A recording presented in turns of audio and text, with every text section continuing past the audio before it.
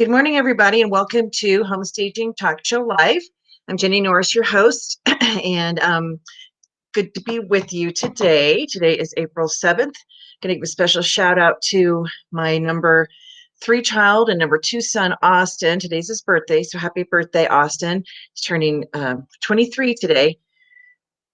See, when was he born? I think he was born at 6:11 p.m. I should look at that. But anyhow, he was our biggest baby, 9 pounds, 11 ounces. I was happy he was my third. Um, if you would like to chat and let me know you see me, that'd be great. And I appreciate getting the feedback. We are streaming live into our 2 Homestaging Talk Show page and group. And then, of course, the segment can be shared publicly to any other page or group. If you want to go ahead and grab it and share it, we certainly appreciate it. So please let me know that you see me. And as we get started today, I'm back using the BeLive platform because I like that you could actually pull images and graphics in. I like Melon for some other aspects of it, but anyhow. So to get started, I always like to do some announcements. So, of course, got to give a plug for our conference, which is coming up in September. So if you have not registered yet, get your ticket. And slowly but surely, all the states are opening up and travel and so forth. And we will take any necessary precautions we need to for the Gaylord Hotel, which is our host hotel here in Denver. And beautiful location. So very close to airport, very easy to get to. Straight shot of the Rockies from the hotel, right outside that plate glass window that you can see there. It's beautiful. And any precautions they have going on for distancing and so forth, of course, we'll adhere to. Hey, Michelle, and thank you for joining. So we're really excited about that. So, of course, the conference is the 24th, which is our expo. So it kicks off on Friday afternoon. So you're going to want to fly in sometime on Friday or even Thursday, get there a little early. The hotel has a room block for us. All that information is on our site, the IAHSPconexpo.com, and you can go ahead and take a look at the rates and so forth. A lot of stagers will share rooms. And so, to control costs, whatever you need help with, just let us know. And so they do have rooms booked beforehand and also after, because after our conference, of course, we have our advanced stager training, and that is for 2 days. And that goes from the 27th to the 28th. And the advanced stager training is for business owners that are 6 figures and above. So if you're not quite there yet, set a goal to people to join us. It's more of a collaborative workshop, if you will, versus sitting in an audience in a large room and listening to speakers who are very educational and motivational. We also have breakout sessions, of course, in our conference. However, the advanced stager training gives a lot more opportunity for dialogue with each other, where we identify issues of concern we're having and growing our businesses, things that have worked. So it's a really open environment. Everything's confidential. And we'll have some guest speakers that will be joining us as well. So it's not just it's not just one person sharing. It's a collaboration with other industry leaders and industry experts. And so if you've been watching our site, you know that our keynote speakers, we have Chris Widener, and he'll be sharing on making a big impact in your business. And this is his latest book. Oops, this way. Lasting Impact. I just want to share, I'm going to read just a little excerpt from it. On optimism. And I think that's such a great word because attitude really is a choice. We sent this out a little while ago. Anticipation, the positive expectation of an event that causes someone to be happy. And that's the definition. And so, planning for a conference gives you something to look forward to. So, put those things in motion, and then you start your mind actually starts thinking like it's only 6 months away and it's only 4 months away. Or, as the countdown, you get more and more excited when you think about being able to attend something that's going to help you grow your business and also allow you to see a lot of your friends, which is great.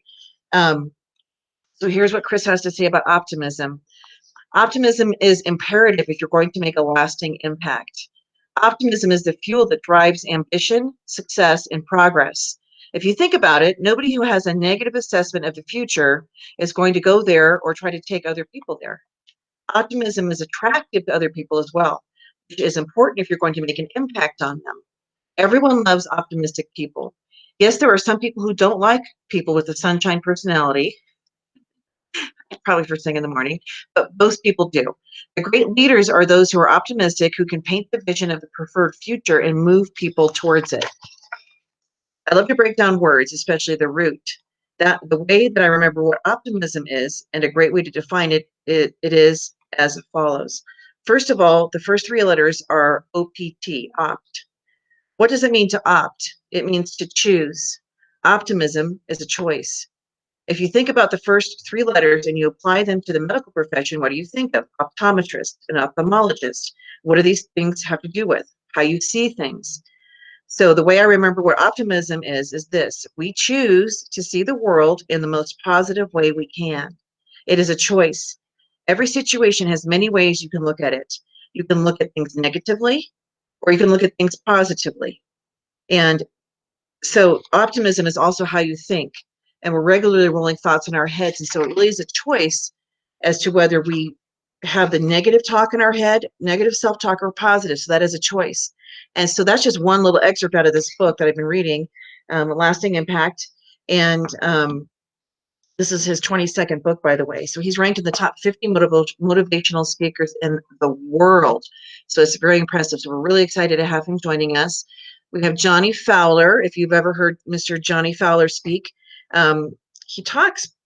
I don't know. We should have like a talk off, Johnny. I think that he talks faster than I do. And I talk fast. I always have. I have four sisters, identical twin. So we had to get our words out really fast in my family, because plus my mom. So there's six women fighting for airtime in our household. And so all of us speak quickly. And when I slow down to a pace that is probably normal for most people who are speaking, I feel like I'm talking in slow motion. So my cadence is always quick. Hopefully I articulate enough that you can understand me. Anyway, Donnie is going to cram a ton of information in on social media and marketing, what we need to be doing to utilize platforms like Facebook and Instagram and any others that have come up, and talk about how to outsmart some of their algorithms and how to post effectively. Plus, I know a lot more he'll be sharing. And so really excited to have him joining us. Um, and then we just confirmed that Ravi will be back with us. He was part of our virtual conference, as were Chris and Johnny. And I really believe it's important to have in-person impact from these guys. And so Ravi will be speaking. He has a new book called Pivot, and he's adjusted it for the entrepreneurs. And so he'll be speaking about pivoting in business to stay viable and stay relevant. And if you don't know who Ravi is, he was with the band Hanson back in the day. If you don't know who Hanson is, you can Google them. They were brothers, and Bop was one of their pop songs. And then Napster came out and changed the whole direction of music. And so Ravi has had to pivot many times in his life. He's not even that old. Very really interesting person, and he calls himself a cultural catalyst. And I love that term. So he'll be joining us again. We are working on a couple of other speakers, which we will reveal as soon as they are confirmed. And of course, I want to thank you all who turned in your speaker submissions. And we will be getting word out to people as soon as we kind of sort of figure out the schedule and so forth. And I did want to share the word soar. I have shared this in the past, but the definition, it means more than just to fly. It means to rise swiftly, to feel the wind slipping below you as you ride it higher and higher. So we literally chose the word soar for our conference: seek opportunities and rise, SOAR. And so we want it to become effortless at some point, where you're not just feeling the grind all the time. And it takes time to get there. There was a discussion on one of our groups on Facebook about, how many stagings do people do on a weekly basis or whatever. And people were throwing numbers out, and then there was some disbelief about the volume of business some people were doing versus others. And so it kind of compelled me to put out just a little saying that basically success is not measured, and then I'm paraphrasing because I'm not reading it, but success is not measured in staging by who has the most money or who does the most stagings, who has the biggest business. Is that really what we want our success to be measured by? And that is one measure of success if that's your goal. However, to me, the success in staging is the enjoying what we do and having goals that we set, that we accomplish, that are personal to us. We don't have to compare ourselves to other people. And it's the joy we have in helping other people be successful and making things more beautiful. And that's what we do in staging. And so if you're new, you wouldn't expect to have a business volume that somebody who's been at it 2 to 10 years plus has. And it's also depends on their personal goals and how much money they need to make in their business and so forth. So really, really do your best to not compare yourself to other people. And I've shared this many times. We can aspire to be like someone else. We can admire what people do in their business, but trying to copy or having this expectation of pressure and stress on ourselves that I have to be the biggest, I have to keep getting bigger and bigger and bigger. And Kevin Tain, I don't know if you're watching, but you had shared with me that sometimes you feel like there's a thermometer for stagers that, has to keep rising and rising and rising like the heat factor. And there is no thermometer. So somebody who wants to stage 1,000 houses a year or 500 houses a year, go for it. Somebody who wants to stage 100 houses a year, go for it. It's not better or worse. It's not that somebody's a better stager than someone else who doesn't do as much volume. It's a choice. Now, if you're watching and you want to do a lot of volume and you're not getting it, the business, that's a different story. That's a marketing issue. And we talked about that last week. So you need to watch last week's segment on the dialogue I had about getting business and marketing and, being focused on developing relationships and so forth that will help solidify relationships for you to bring you business. So watch episode 109 that you can find on our YouTube channel and also on our homestagingtalk.com website. Okay, so I don't know if you guys have seen this, but this is a graphic, a brand, if you will. We are pro stagers. We need to differentiate ourselves from people that are, dabbling or maybe hobbyists and so forth, and really encourage the public to work with a professional stager who has a foundation, training, process, adheres to a code of ethics, it's set up professionally. And so this is actually available to you for Facebook. If you want to put it across your profile pic, you just have to search under IHOSP, and then you would scroll down. I think we have 6 or 7 of those profile banners. So you can actually have this on here. There's this one, because you deserve the best, and there's another one that the words are different. It's, expert ethics or something like that. So I should know because I put it in there. Okay. Remove. There we go. Okay, and then at our conference this year, we always give a designation away. So the sales and marketing specialist, SMS, that will be the focus for the conference this year. Our conferences are always a getaway with a takeaway. And so, in the last year we did the cultural diversity expert, which was very timely. And of course, we came up with that topic before any of the issues happen around the country and around the world related to inclusivity and diversity. So this year we're going to focus on being an expert sales and marketing specialist. So a lot of the topics that tie into that will be part of this designation, is for us to learn how to be excellent marketers for ourselves, but also take that a step further. And how can we serve our clients? And the clients I'm talking about would be the realtors, the builders, people that need to have some experts, some additional support online for marketing. How can we accomplish that? And so that will be the designation that we will be issuing this year at conference. So those people who attend, you will be receiving that. We are working on our April issue of our magazine. So this was the March issue, so April's in the works. And we're excited to be releasing that. That'll come out mid-month. If you all want to contribute an article to the magazine, you just have to simply email me. Last week I did, let's see, give a plug for this. This is the first European ASPRE course, which is coming up on the 14th. So a week from today, I'll be teaching real estate agents. So proud of Sonia and Verena and Paloma, and how they worked really hard to cultivate relationships with CEPI, which is, you can see the logo down there. It's like the NAR of Europe.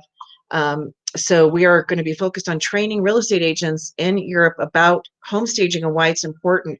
And the reason this is so critical is the foundation there in Europe, it just isn't built. A lot of agents, they don't lock in listings, so a seller does not have to sign a specific agreement with a realtor or an estate agent or an agent, whatever they call them in the particular countries.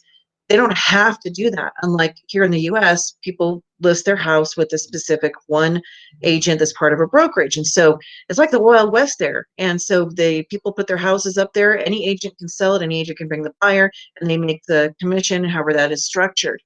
And so in order to let staging take off, it has to be taught to these agents to be used as a value-added service and a listing benefit, so that they can connect with the seller and lock them in as a committed client. And that's the goal.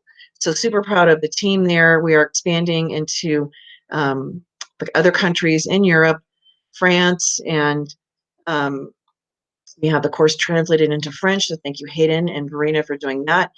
And other translations will be coming shortly. So Savvy, We have been teasing you. We teach you all of March, talking about what Savvy is. And so Savvy stands for special access to VIP vendors year round. And so what this is, it's a program unique to IHOS, but for the entire home staging industry and anybody, even designers and so forth. It's going to be a way for people to access our wholesale partners and other business partners, services, and products that are offered through this portal. And the reason we created it was so that we could help control the interaction and the flow. Because if you're like me and you've looked to purchase things from a company, I even went to market. I was with one particular company that's a big player. Walked around the showroom, the rep. We scanned all the things that I wanted, and then never heard from them again. Never got an estimate. Never got an invoice. Never got anything.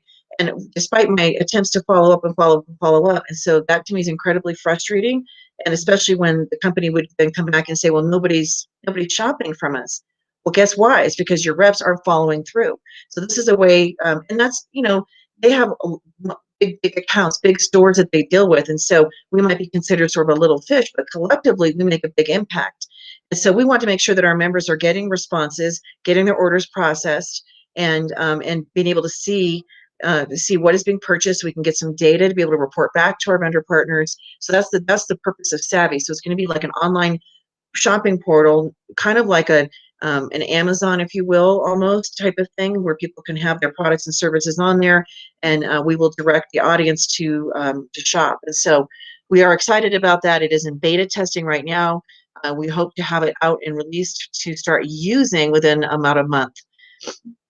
For our Great Gatsby Gala, we have our awards dinner on Sunday, September 26th. I wanted to give a plug for this. We are the only group that actually does a conference the way we do it. So it's a ton of really great learning. You'll see all the expert speakers we're going to bring to you. It'll be for beginner, intermediate, and advanced.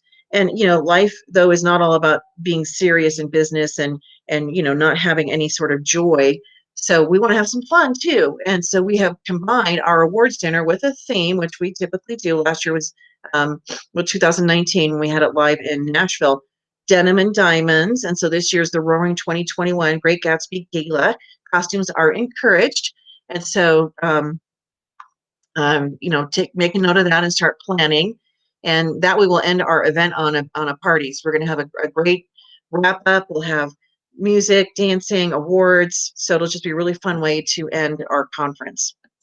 All righty. So I think that is all of my announcements, believe it or not. So let me go ahead and bring on our special guest. And if you're watching, I'm not getting any comments here. I can't see anything. So if you could please let me know that you're here, that would be awesome. All right. I'm going to bring on our special guest, John Reagan. Down here he is. Good morning. Hello. Hello. So tell people just who may not know who you are, just a brief intro, let them know where you live and so forth. I'm John Reagan. I'm an ASPM master. I actually roomed with Jenny in an incredibly interesting little house that a bunch of us had rented together and made some wonderful lasting friendships. I'm a top producing realtor with DAPRO Properties. I work Northwest Indiana and Southwest Michigan. And I would easily say that being a home stager has totally put me above the crowd and made me stand out from my competition. And I probably have a 90% plus conversion rate for whenever I go for a new listing because of all the hard work that I've done to become a stager. Now, understand, I only stage my listings. I do have a staging company. I have a wonderful associate, Diana Mullins, she's from London, and I just love to hear her talk about staging. I don't care what she talks about, but it's very entertaining. So I just think it's so important for people to understand the difference and how it makes your listing stand out from the crowd. I mean, I have agents that tell me they send my listings first because they know they'll always look great, and you have a chance to make a first impression. So you don't go out without being dressed. So that's excellent. And so the agents, they show it first, becomes kind of like the benchmark. and then all the other properties are measured against it. Exactly. So that's a really good strategy. And we have a Magella from Ireland. Top of the morning. I'm Irish too. Oh, right. Irish, English, Scottish. Yeah, yeah. They just joined in from Ireland. So thank you for tuning in. So and so I met John at the Masters Court. We had a lot of fun. So he does incorporate that. And so if you're a stager and you're not a realtor, we're not suggesting go get your real estate license or anything like that. But if you're a realtor watching, you don't have to be a stager, but we want to partner together. That's the power in the partnership. Yeah. Yeah. And so making, one of the, I think you're so smart to have gotten that education, because now you can ensure that every one of your listings looks its best before it ever comes on the market. It's that first impression. And there's too many markets where I think people are testing the market first. We'll just see if it sells. No. And No. yeah, and my response would be like, well, how much money are you leaving on the, you might get an offer, but you could have gotten a better offer.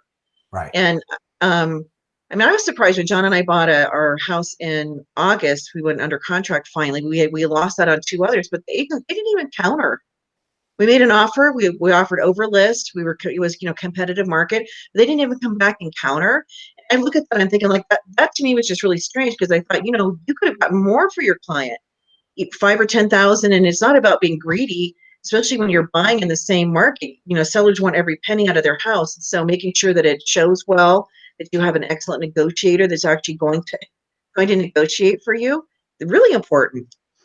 Well, it's kind of sad because we're in a really tight market right now, because we're selling, you put it on the market in any condition and you're selling it for $30,000 over list.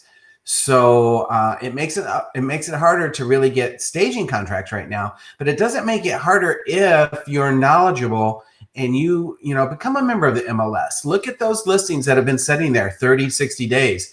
And especially the vacant ones, I guarantee you that is an untapped market for you, because those listings aren't moving even in this market. So it's really important for you to know how to leverage yourself. And then, of course, even the homes that are flying off the shelf, a staged home is going to sell for more money. There's just no way around it. And even though we're going over list price now, imagine how much money you're still leaving on the table. And being Irish and frugal, I'm saying frugal because people keep saying don't say you're cheap, but I pinch a penny. So I hate to hear, I've left this money on the table, and quite frankly, it is a very big problem with agents not calling, not communicating, not letting buyers in to see the homes being sold before they hit the market. And unfortunately, that's really not our job. Our job is to get the most money and have fiduciary responsibility to our clients, just like stagers. Your job is to get the most money for that house. Help me do that. And even on my own stagings, I bring in Diana. She works along with me, and she sets up all the movers. We pick out the furniture together. The theme of the house. But she's the driving force behind that, even for me, because as a realtor, my time is not always best spent that way, but I'm a very picky realtor. So I like my listings to look just so. I'm very picky about my photography and who I use, as far as inside and out. And I'm a firm believer that staging starts at the curb. It does. Well, and you brought up a couple of points. Marketing wise, I know that my husband is also John, so I don't want to confuse people in the audience, but so he was in this Facebook group, and there were realtors that are saying, do I have to take pictures of the listing because the market's so hot? Why bother? Is it really needed to take pictures? Is it really needed to do the marketing? And the people that ask that question got responses like, I think that, there needs to be a better job of teaching people, vetting people who actually become real estate agents. Of course you want to market. And so to me, even somebody asking that question is like, well, of course you have to market the property. Just because it's a strong market doesn't mean you shouldn't be doing your role or your job as the agent, because what's going to happen is the market will eventually shift. And what we don't want is the public thinking that realtors don't do anything for your money, for the value that you're charging. There's already companies, entities coming after that concept, mean, we can go back to the 2020 segment that was filmed in 2005. If people remember that, it featured Stage Homes and ASP staging a house in Seattle. And that segment was part of ABC's 2020 Real Estate Boom or Bust. And in that segment, they had these guys from Freakonomics on. And the guys from Freakonomics, so this was 16 years ago, they said realtors are not worth the money that they're paid. They should only be paid $500 per transaction. And realtors will sell their houses for more money. They'll hold out for more money than they will for their clients. So they said all of this on national television. And the next day, NAR came out and slammed them, said, how dare you put that out there? That's not true. And so thankfully that didn't come to pass. However, there are a lot of flat rate brokers now, pay one fee. There are more people entering the market that are taking money from realtors because they don't see the value in having to pay a commission. So realtors have to then do more to be able to show that they're worth the money that they're earning, ultimately to get the best for their seller. And so staging and on the presentation, the photography and the videos, make sure that looks great. That's one of the key elements. Well, staging is at the top of my marketing. Because you always give your clients a marketing plan. Well, let me preempt that. If you really want to grow your business and stand out from the crowd, you always give them a marketing plan in writing. And staging is the top of my list. Then I go with photography, aerial photography. That staging is always number one because that's like going to a gala without having any accessories. I mean, you just. And I don't know if you could pull up the picture, but Halloween, was this last Halloween that you did the costume? Oh, Oh my gosh. Amazing. So I expect big things out of you, John, at the conference for the Great Gatsby Gala. Oh, I'm already working on it, just so you know. Already working. Yeah. Yeah, which is true. So it's like when I teach, when I do little, presentations at real estate offices, and I have the opportunity to show a slide. The first one I'll put up is a woman in the street with curlers in her hair, and I'm like, would you go to an interview looking like this? And she's in a robe, and then it's like, would you go on a date with this person? It's Nick Nolte with he's like it's one of his mug shots. Nick Nolte's crazy hair, and would you go on a date with this person? And so when I'm so happy you said staging first and then photography, because the photographer has to have something to photograph. Exactly. And I know we all deal with the virtual staging, but it's not just about the photographs. When the buyers walk in the door, the house should look and feel the way it did in the pictures that grabbed them. So it's all about that first impression, and so that matters. And you only get, like you said, the one chance to make a good first impression. And so that's a good sort of transition into our topic for today. So 2 weeks ago, John and I it was 2 weeks ago on a Tuesday evening. You probably were having a little bit of wine, and I don't know what I was doing, but it was late. We're just a little bit. And so we started talking about, like, do you ever see properties that are presented in the photographs? You're looking at a room and how it was staged or whatever, and you're like, oh, honey, no. You're like, oh, what were they thinking? And so we started the series on staging hits and misses. So 2 weeks ago was the first episode, and I actually showed some of my pictures from early on. We're talking almost 20 years ago, and we talked about what was done, why it was done, and how we've evolved. And so today we're going to focus on living rooms. So I'm gonna. Do you have pictures to share, Don? No, unfortunately I tried to get them out of my Mac. I have a whole folder called Stage to Fail, which for presentation, and with the Mac update, it won't open now. It's killing me. That's awesome. So, okay, let's see. Unfortunately, I don't, but I will. I promise. Next time we do another room, I'll have a ton of pictures for you. I have. Okay. Let's see if I can get this in here. Surprised at what you see when you walk into as an agent. I hear realtors going or stagers going on and like, oh, I went to the house and it looked like this and it looked like this. And I have an amazing kitchen one for you when we do kitchens, but. So can you guys watch it? Can you tell me, can you see this picture? Because it's not actually in the screen here, but it's on my screen. So I'm sharing my screen. So I need to know if you guys can see this living room picture. Somebody could comment. That'd be awesome. I'm gonna try to shrink it so we can still see each other. Can you guys see this picture? Can you see it, John? Mm-mm. You don't see it. Okay, let's see here. Show and stream. I guess I have to click it. Oh, there. That was the wrong one. hang on a second. Apple That's a TV nice show. one. Yeah, that was they see Apple is sharing a window. Be live. So where's the window though? Hang on, I got it. So I've never done the share my screen option. Oh, here it is. Show and stream. Okay, good. All right, so now you guys should be able to see that, right? Like I just have a black screen. it's just a black. It's right now Oh, it's just there you go. black. Yeah. Okay. So let me do this. Oops.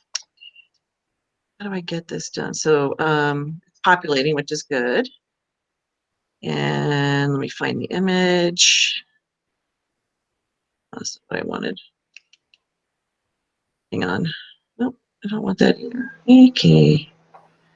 Let me see here. Okay, so I can't click on that. Can I click on this? No. Let me just figure this out real fast, people. So I did pull some pictures that are fun ones. So it's showing this here. So it should actually show if I click on this, it should actually hopefully pull it in. And it's not. That is interesting. So, Well, why that's happening if yes, let's keep see talking. some of the things that we see when we go Mhm. in. One of my biggest that is cringeworthy for me, stuffed animals. And I don't mean toys. I don't mean toys. Okay. I was at this house last week. No. I see those today, guys. Seriously. So this is actually I Googled like, terrible living room layouts or just terrible, things. So I just put this up because I think it's funny. It's an awful living room. And we've all probably seen something similar to this in our staging career, seeing a house that's like extremely dated. It's almost like the couch melts into that carpet because they're like almost like similar pattern Well, and the shades around. the sad thing is that is a great room.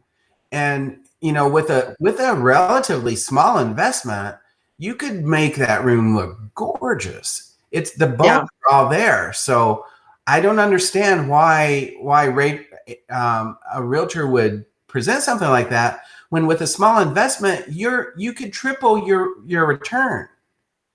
Yeah, I mean, so obviously the furniture doesn't have to stay. It's like 1970s throw up in here. But the wood panel wall, you can rip that out. People can also paint it, or you can sheetrock directly over it and do that. But the wood actually looks kind of pretty. It has like a pattern in it. Yeah. Um, these rock fireplaces I've seen in some of our properties, dated. So you can rip it out. I think Pat Trelinos, I'd love to have you on the show to show your transformation. If they had a rock thing and they completely updated it beautifully. So by either taking it out or refacing it or even painting it, at least expensive, and then getting rid of this awful carpet. What else would you suggest? Well, for one, what's the focal point of the room besides the fireplace? It pretty much looks like maybe that view. So we're not seeing that view. If you really neutralize that room and reface that fireplace I mean, seriously, that a bump in purchase price would be $10,000 to $15,000, Yeah. and that's in my market, and I'm in the Midwest, so I can't even imagine what it would be like in Colorado or California or Right. I mean, it'd be huge. This picture I pull, I really like the layout. It's just more of a contemporary look. And I want to use this as an example of color. Give a kind of a shout out to Joanne Leonard Weary because I've learned a lot, just nuggets from when she's spoken. And one of the things she talks about, people used to talk about doing a pop of color. Remember, like do a pop of color, throw like a vase of flowers in the center here, or throw some pillows. So they do have color here, but the reason it works is because the color is also elsewhere. Mhm. So when you're working with color, you don't like if everything was just white and we had these blue pillows, your eye naturally just goes right to the pillow and you lose the whole perimeter of the room. So using color, you want to have it threaded throughout. So do you kind of do the thing where you have a cohesive color scheme that you thread throughout your properties? Yeah, I really do, because it makes when you have a cohesive palette like that, the property shows as much larger than many times it actually is.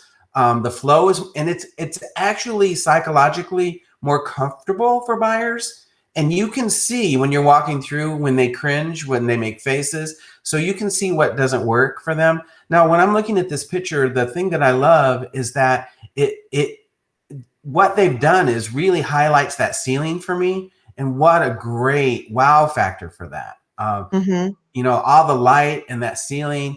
The staging enhances the room. It doesn't detract from the room. Exactly. It's great. Here's another one I pulled from online. So I love this. So this style we call flanking. So let me go back to this one. The terminology. This one, the focal point being the fireplace. They had the couch looking directly at the fireplace. Mm-hmm. We talked about this one, the placement, you know, the fireplace is the focal point, maybe the view. So you want to place things to highlight focal points. So this is an example called flanking. So in like military terms. So the couch and the left seat or the chairs are on the right and the left, and they're looking at each other with the fireplace. And so you might say, well, could you turn the couch to look at the fireplace here? Since I'm not standing in the room, you know, that could be an option. However, you don't want to shorten it too much. If this is a pathway going through, you may not have the option of having a couch that's, you know, 3 to 4 feet deep, because then you shorten that and you also create a wall coming in usually. So if the front door is over on the right-hand side, you know, if the front door is over and they're looking in, we don't want to create a wall. So those are the things I noticed. What do you think? And well, the thing that I really like is it's the flow. You know, and Kevin, I'm sure, would comment on that. The flow takes you right to the focal point of that room. And so many times when I'm showing houses, I'll see these big, giant, clunky leather sofas that are all wrapped around in front of the fireplace, and you know, and it's just, and the room is not large, so buyers really don't get that perspective. When they see that, they're like, oh, the living room is too small. Well, the living room is a great size. It's that the furniture is too big. So that's why you have to have a stager. You have to have a realtor that understands how important staging is, and you have to have a great photographer to get the photography correct.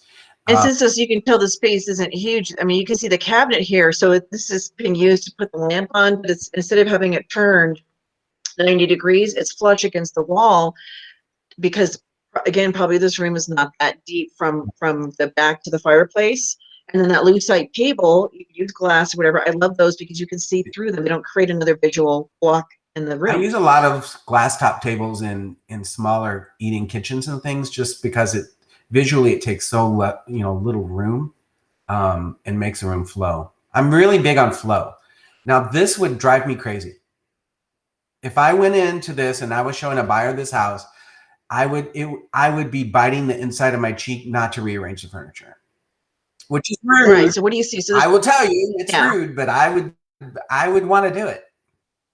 Now, so this one to us is a miss. I know I love the colors with the placement. So those of you that are watching, one of the best things you can do is just take a look at pictures online. You can search for staging. You can go to staging companies and take a look at their work. Before and after pictures are super important. I used to say, if I saw a room that was empty, how would I stage it? Or a room that was occupied, what would I do?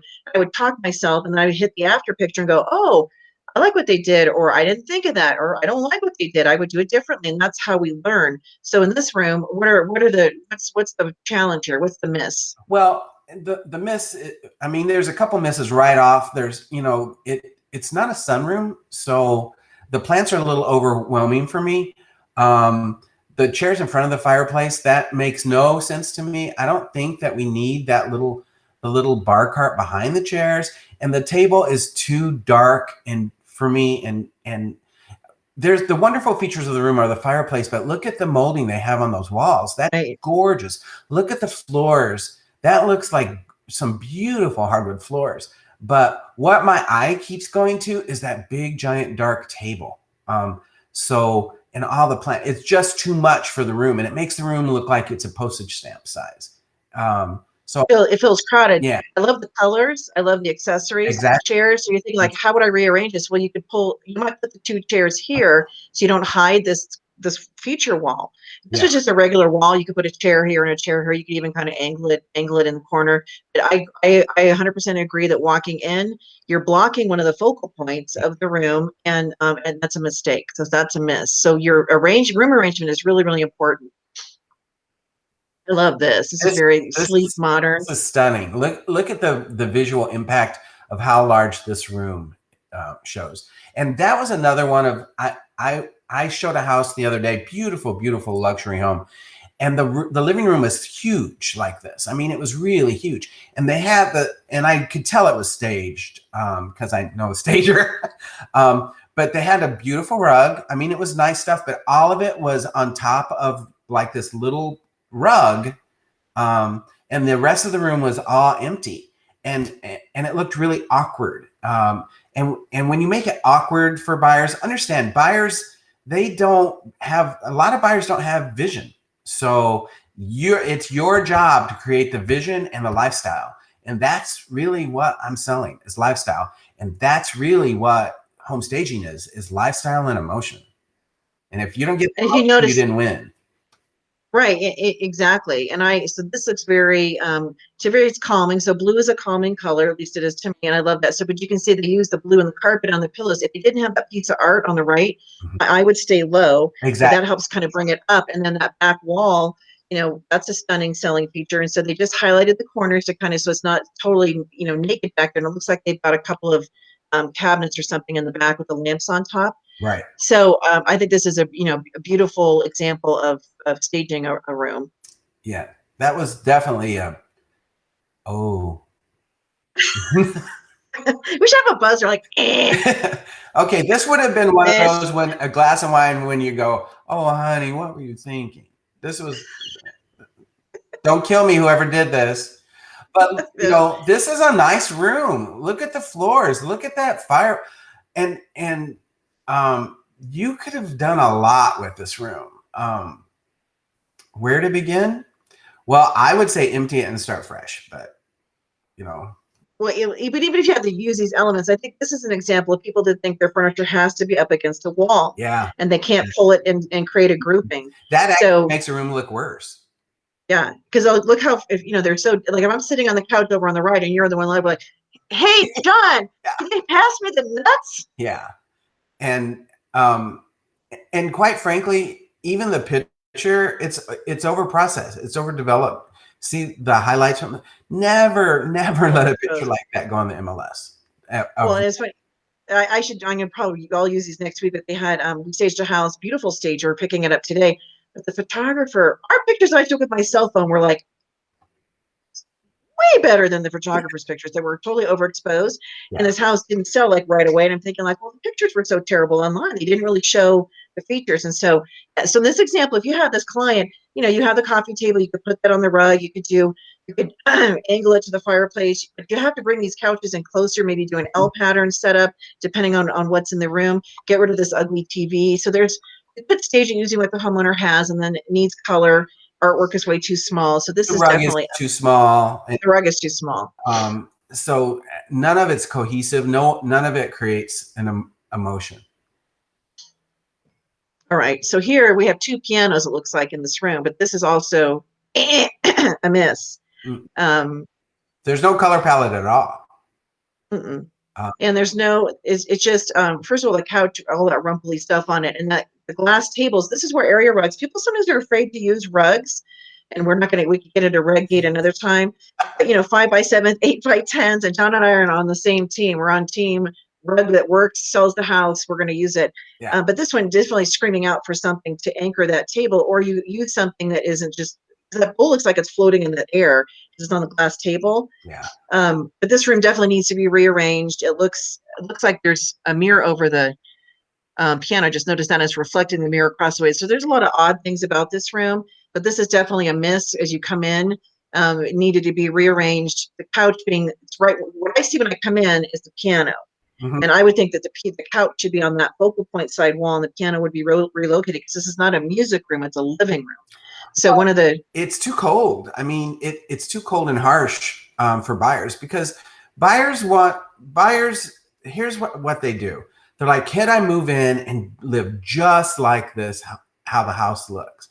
Well, this is not a house that's welcoming. This room is not welcoming. It's cold. It's austere. The color, there's no color palette. The styles are all over the map. Yeah, and it's weird because they have like the two tall lamps brought into the room. So that last third of the room is just like, it's forgotten. It doesn't even matter. Yeah. So Yeah, really not good. All right. So this is the house we're picking up today. So hopefully it's a ding, ding, ding. A I hit. loved when you showed that I saw it on Facebook and I'm like, ooh, that's pretty. Yeah, because it's kind of like sometimes we'll get new stuff and they go immediately into a house. And so I forget what I have. And so I'm looking. So this was living dining. And actually, the way the property was built, they wanted us to put the dining here. Um, they actually had a light over there, but you couldn't get to the rest of there was a sunroom in the back. You couldn't get to it. And it would be this far from the kitchen counter would be the chair. So I called the realtor and I said, this is a really wide living room. We can create a living and a dining and not cram a table in. This is like a 5 bedroom house. And so the table, if we had to keep them, would have had to be like a little skinny 18-inch wide table, which would look dumb in this house. And so this is what we opted to do. So I love how this turned out. And you can create definitive areas. So do you see anything that's amiss? I won't hurt my feelings. No, Anybody that's no, watching. actually, I love the fact that I can see the hardwood floors. Um, because I'm not selling the furniture, I'm selling the hardwood floors. So everything I think really highlights that because there's not a lot of oomph in the room. The ceilings aren't vaulted. The window is not a real big focal point, but the wow factor in this room is the floors. And you did not cover the floors and you utilized it. I think you enhanced the look. When I first saw it on Facebook, your picture of the living room, I was like, ooh, that's a keeper. Thank you. I like what we did. So there's another example. So out that window is just an ugly fence. So you wouldn't want to necessarily highlight that. So bringing artwork and so forth in, keeps the focus elsewhere. Um, I don't know why these pictures are in there. I didn't mean to bring the whole album in. Sorry, guys. This is the sunroom. So this was an ugly. There weren't even plugs in this room that I remember. So it was just kind of an ugly afterthought, but we staged it as a living space because then it goes out into the backyard. So made it livable, useful to the buyers. Well, and this is a case where you actually brought the furniture into a grouping, which instead of making the room look ridiculous, actually enhanced the size of the room. So I think it's the experience of knowing how to do that and when not to do that. Like that huge living room we saw, the modern one, they placed that furniture so perfectly to enhance that room size. But this room is also, you place the furniture to create a sense of coziness. And because all those windows, that gives you a feeling of cold sometimes. So you created a cozy environment, which is lifestyle and emotion.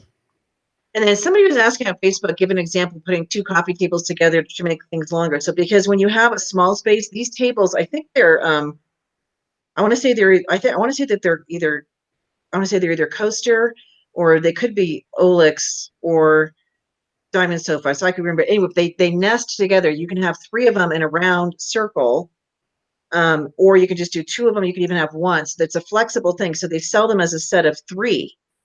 And so I bought several sets. We can break them up, and so they kind of connect different areas. So be looking when you're looking to acquire things, think about if you have smaller spaces, how to stage those. And so again, they connect, or you could have had a third one. You just rearrange it, and there's a hole in the middle. So when you have all three together, it's not solid in the middle. But I really love these the shapes, and they look like leaves, which is cool. So there's Well, that same picture. it makes a buyer remember that because I think it's really important. There'll be times where I'm showing 10 houses in a day. And so you want a buyer to remember, what, Yeah. oh, it was a house with the really cool tables. So I think it's always fun to have a little bit of whimsy and something that stands out from the crowd. Yeah, I agree. So this is the basement media area. And so this was a really long room, but we chose to put the grouping in the center of the room with the prop TV and so forth. I love this art. I'm going to give a shout out to Artists Guild of America. They're one of our partner vendors. Love the colors, love the style, and the price points are really good too. So again, we tend to I used to do like sofa love seat all the time, but then we've moved to sofa accent chairs because to me it's more flexible on how you set it up. So, you can have both chairs on this side if you want to keep this open. If it was a narrow room and you want to have a pathway going through here, you could put a chair here, and create a pathway going through the middle. So there's more flexibility using accent chairs a lot of times than it is with another primary piece. I know in basements a lot of time or lower levels. I like to set up like a little game area. So at the very end, I probably would have put a table with 4 chairs and set up like they were playing Monopoly or something to create a story. Yeah, and we do that as well. And so this Yeah. client, we add in, you want the game table area. We don't want the game table area. We don't have the budget. So I'm like, that's fine. So, but I think that's great. So, I'd love to see your examples of that too. I think that'd be wonderful. Okay. All right. So this house, what do you think? Hit or miss? I think it's a hit, but there's just a few things that I would have probably changed. It's a little bit busy. I don't A think. lot in there. Yeah, there's a lot in there, and and as an example, I gave clients like a picture of a room like this, and then I said, okay, look at this, and then I took it away and I said, describe the room, and they couldn't describe anything of the furniture. So this room look at the vaulted ceilings. It has those great walls, the great wind, the walkout, and all you see is there's just a little bit too much stuff. I mean, I probably would have downplayed this maybe by 25%, and you would have still had a very successful staging, and the room would have looked large and really attractive. Yeah, and I agree. There's a lot of decor in here. So as a stager, I always think like, if I pour this much stuff into a house and I might have to go shopping for the next one, you can edit it down. So it's not like naked surfaces. You want to have things on there, but you can edit it down. There's probably 50% of the surface decor I could use someplace else. Yeah. I even look back here. I mean, I love these chairs placed here, but you don't really need them. So if those are dining chairs, maybe those could be used in another property. So you have to kind of think like, don't put all of your stuff into one house, because then, anytime we purchase something, you're never 100% profitable the first time it goes out usually. So it has to cycle 2, 3, 4 times before you finally have it pay for itself. So that's where you want to be really mindful of that when you're purchasing and using things for staging. So one of our team mottos is, just because we bring it doesn't mean you have to use it. I usually take a trailer full back. Yeah. I would rather have it with me and not have it with me and make another trip. But I take exactly stuff back. Yeah, it's better to have and not need than to need and not have, for sure. And one of the things about the property is, if when you didn't need a lot of artwork because you have all this molding everywhere. Mm-hmm. So there isn't a lot to be able to dry the eye up. So even putting these little things here, that I might have just done one instead of 2 things, because it's like square, square, square, square, square. In this particular picture, my eye goes down like this, almost like a ladder. Right. And so that's also a good tip too, is take pictures of your staging before you leave, and just say, because we have this saying, the eye of the camera doesn't lie. It's going to show if tags are showing on the pillows, if the bed skirt's rumpled. Yeah. But you can also take a look at this and see if there's too much going on, and you can edit it out. And that's part of what we need to be doing. Well, and the floors are drop dead gorgeous in that room. I probably would have used a little bit smaller rug. I don't think that it needed that large of a rug in that space, but that's me, because I love to look at beautiful hardwood floors. Right. I love this. This feels very zen, kind of very balanced, it's very relaxing. And there's sense, again, this is an example of a place that there's not a lot of art needed, because it's all windows. It's like nature's art, and then you have the artwork over the fireplace. But the way this is arranged, you have 2 couches and then the 2 accent chairs, and looks like 2 ottomans back here. My only comment is and understand there's a difference between how it should look for your photos and how it can look for buyers. For the photos, I would have taken those 2 chairs in the front. The first thing you see, I would have taken those out of my photo and then had the photo, and because it would have taken you right to that fireplace and those vaulted ceilings. Now, for when the buyers see it, I would have put the chairs back in for when there's showings. But that's an important distinction that's another thing that, realtors take advantage of have your home stagers there with the photographer, because they really can work together and get the perfect picture. And that's really so important. And like, I work with a photographer, and she's my favorite photographer. And she would have been looking at this going, did you mean for those chairs to be right there like that for this picture? And you know what? I have nothing but the highest regard for her. And then when I look at this too, so again, Joanne Leonard Weir's voices in my head. So she calls you decorating DNA, you're darn near always. And there's certain shapes that we're drawn to. This particular room, it's very vertical. It's very square. Where there's a lot of rectangles in here. You have the rectangle windows and the squares with the grids. You have stripes coming down here. Everything is very square, and even the table. And so, in order to counterbalance that, you want to maybe bring something in that's circular, like a circle, maybe artwork, maybe a circle mirror or a circle table. Pillow, something that changes the lines, and even the rug. The two legs on the right and left of the couches are off the rug. And so if they had turned the rug, instead of having it going again, Right. this thing, if they turned it widthwise, that would have created a little bit of a different shape. But I just think something round, I think it's great. It's beautiful work, but that's something that I'm really paying attention to more is the shapes that I use, because I gravitate towards the horizontal, the vertical rectangles a lot, even in my own home. And so keep that in mind as you guys are staging. Something maybe round here would have been cool, or even something round would have been a nice I would have change. used a little more something. You could create such drama with just getting the right piece of art over that fireplace. I agree. So this is a before and I think an after. Yes. Okay. So this was the before of a property that was being shown, and they made this the dining room, and then here's the after. And so Much right? better use of Yeah, space. much better. Yeah. Much better. Because that So giant table in there made that space look tiny. And Yeah. it's not a tiny space. Plus, it doesn't really make any sense if I don't know where the kitchen is here, but I'm gonna guess that the front door is kind of like off behind this picture. So why would you put a dining room where the front door is? It seems like this would be much more of a natural flow purpose of the room. So, and they kept it open. So this is a sectional, but it's not a big, huge sectional. And they kept it open and then added the color with the artwork. So I love these. I love doing lofts like this. I think they're very cool. I think this table, the chrome and the glass is very cool. This little round.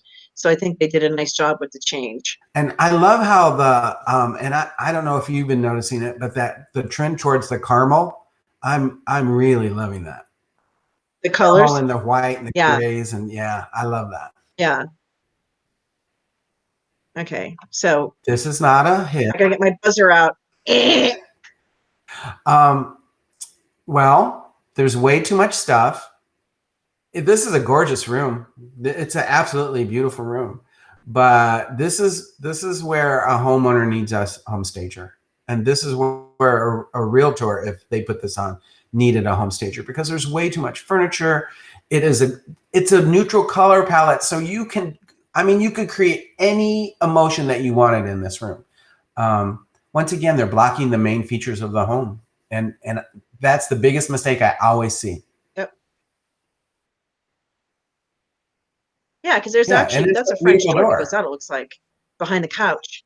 Yeah, and so you can't access it. So rearrange. You could put the couch looking at the fireplace. You could put the couch on the wall on the right, and then have smaller pieces on the. They got the couch, a chair, two more chairs, two end tables, two lamps, another console table, and then like a little tiny coffee table here. This little tea tray thing really isn't to scale. But you got those really cool built-ins or by the fireplace. So for me, I would probably first try to float the couch looking at the fireplace, maybe put the console table behind it. And then also try on the right-hand side, putting the couch there looking out at the windows. And so, the way you learn how to place things is take a look at pictures that are done well. And then when you walk into a room, because that to me is like, I think occupied consultations, sometimes they make us, some people get nervous in the beginning because you're like, I don't know, am I going to know what to say? Am I going to come up with a plan? And so by looking at enough pictures and getting ideas, you'll know what to do when you walk in there. And so obviously this room is set up for somebody who, likes to have a lot of people over, but this is definitely a miss for showing it on the market that way. It looks too small. It looks cramped. And never, never, never, never, never block an access. Ever. Yes. Ever. And yeah, because that's the very first thing the buyer's looking and going, oh, the room's too small. I can't get out the door. My stuff's not going to fit. Yep. This was actually a picture I pulled off of, I think, a design site. I just loved, I know there's just things that kind of drew me into this, the way it's laid out, but there's also, so this was not a staged home, but from a design perspective, I like some things that are in here. And then from a staging perspective, what would we possibly eliminate? Because it's, the opposite goal of selling a property. Well, once again, for me, I love those chairs. those, I love drama, and I love people to walk in and go, whoa. But to me, those chairs, that's the first thing your eyes drawn to. And if that's the first thing your eyes drawn to, that's a miss for me. I I love agree. the way they use color. The color palette is so neutral. All the different shapes, the glass, it's gorgeous. It's a gorgeous, gorgeous room. I would have just pulled those tables off, those two out of the way.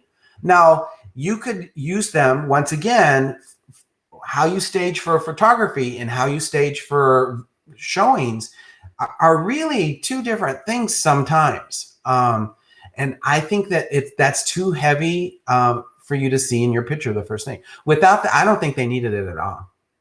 But I agree, because my eye goes right to those chairs, and they're dark, and they kind of, draw me down, versus, all that artwork then is where they're pulling all the colors from that palette, and everything else is a neutral, and those colors are threaded throughout. But I don't really appreciate the couches even, or the flow, because of those chairs are blocking. So this is an example of, you might actually go into a beautifully designed home and they have things like that, and then it's up to us to be able to say, this is why these have to leave. They could be put in a bedroom and create a secondary seating area somewhere, so they don't have to be like totally removed. But for me, this picture, they must have been selling the fabric of those chairs, because that's all I see. it was a chair. It was a chair It's advertising. a chair manufacturer. All right, so we have time for a couple more. We see this a lot today. I'm telling you. Yep. I show these houses. Trust me, I do. Well, if this was an occupied staging, I probably would bring in a different rug, for one thing. I would have them take some of the heavy pieces of furniture out. The art is not balanced correctly. Well, it's just weird. It's like we teach about the principle of Titanic. Remember in class, like how the room can feel like it's tipping. This room feels like it's all going this way, like it's falling that way. And I don't know what's behind us, because of course it's not like a property I staged. So I'm going to guess maybe there's another access to another room, or maybe there's a fireplace or something. But everything is pushed to the back, including all that artwork. It's just loaded, and so it just feels completely out of balance. And it's also, they narrow the access to the bedroom back there by putting that sectional and that accent chair. So your walkway, it's just, and this is not a narrow room. So definitely a miss. Sectionals you can break apart. Looks like I probably could take that ottoman and use it somewhere else. This little L thing. I mean, if it were me, I'd probably put the couch on this side. You could take the wedge out of sectionals a lot of times, and who cares if you're left with an armless side? Just put a throw over. That's what. Nobody cares. Cheat. Yeah. And I learned that in class with Jenny and Barb. They're like, cheat, cover it up. That's fine. Yeah. Yep. But like, we see a lot of that. Oh, like that chair, that, and I know people just love them because they're so comfortable. But I'll be honest with you, it's the first thing I ask my clients to take out of the room. And I usually ask, like, is this the command center? Like, is this someone's favorite spot? This is like your TV spot? Because then I know if they're like, that's my spot. I said every night in that thing that I'm thinking, like, well, the command center may not be leaving, so I might have to, negotiate. Work around it. But yeah, it happens. But you kind of walk into stores and go, why are you still making this? Exactly. All right. This is another, I think, area that has a lot of potential for me. I actually think I believe it or not, I'm going to go back. I think this is the same room. This has got it, because there's that. Don't you think that's the same room? Because I took before. Yeah, I think this is the same room. So here's the before, and there's the afters. This is how they presented it. Well, it's a huge improvement, yes. I will say.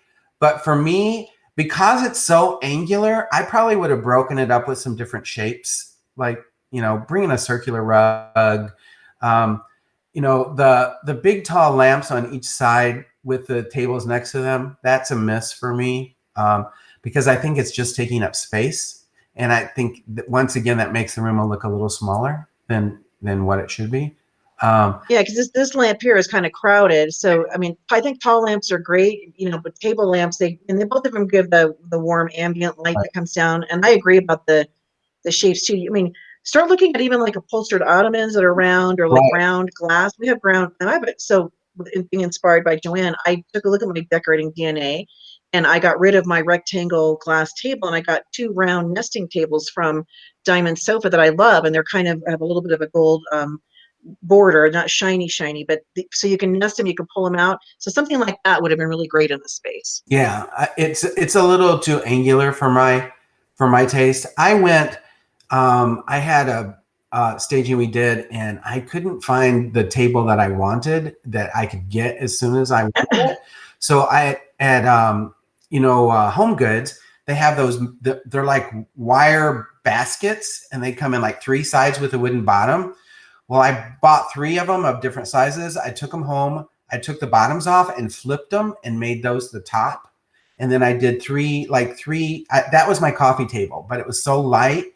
We had three different levels, and I only had a couple of things on it that it looked so cute. And I probably spent $60 maybe. Yeah, I mean, And it's like $1 million. Yeah, and then and if you have, and also tables, glass breaks, and I tried to toss my table. You can order glass online. I have a distributor that I work with. I've ordered big, huge, round beveled glass. I had to order a piece for the table here, and even the smaller ones. And so, if you have something like that you flip over, you're like, well, what if it doesn't have a top? Go buy a glass top. You can even buy the little rubbery things that stick so they don't like scratch on the metal. Right. You can buy those too. So, one of the things about being a stager is we are creative, and I love when I'm challenged like that, because I'm not always in that mode. So I kind of think like, what can I use in a different way? How can we make this look, you know, use something that's a really cool piece in an unexpected way, and you're like, and do it for, inexpensive. It doesn't have to cost a lot. So that actually is the last picture. I didn't realize that. So that's good. So staging hits or misses. Hope you guys enjoyed this segment. We'll have we're gonna switch rooms. I think next week we should do bedrooms. Ooh, I got some good bedrooms. I do have some good bedrooms. Oh my God, I've got some good misses on bedrooms. Yeah, so do too. I. Yeah, I've got some of my misses on bedrooms. Me too. Because it was serious. Yeah, I mean, and that's why the eye of the camera. I'm telling you guys that are watching, realtor, stager, whoever, you're in a room, you finish, you think, okay, we're done, and I literally take a picture before I go to look. I'm like, there's a pillow that fell over, or there's a tag showing, or the bed skirt's completely askew, and I'm standing in the room and I don't see it. Exactly. When I look at the picture, I see everything. So that happens a lot. And if you've done professional pictures and they let it go through, I will tell you, from a realtor standpoint, I spend sometimes thousands of dollars on marketing my properties, especially a luxury property. And when I say thousands, I mean thousands. But when I see that picture with the tag hanging on the edge of the bed cover, it'll drive me insane. And that is the only thing I ever see again. I'm not kidding. I'm not kidding. I'm just, yeah, because you notice it as like it bugs. Yeah. So next week, so you're available now? I didn't even ask if my guest is available next week. So hopefully he is. If not, we'll do another session and get him back. But I'd love to have you on for next week. We can dish about bedrooms. Hits or misses in the bedroom. Looking forward to it. So I hope you guys enjoyed the segment, and it's always a learning experience, and we're here to give helpful advice, not to be snarky or mean. So hopefully you didn't take it that way.